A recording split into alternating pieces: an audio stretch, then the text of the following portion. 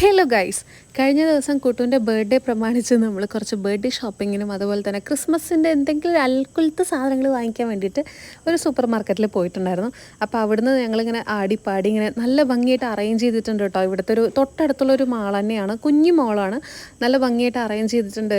ഒരു festive season മോഡൊക്കെ അവിടെ create ചെയ്തിട്ടുണ്ട് കേട്ടോ.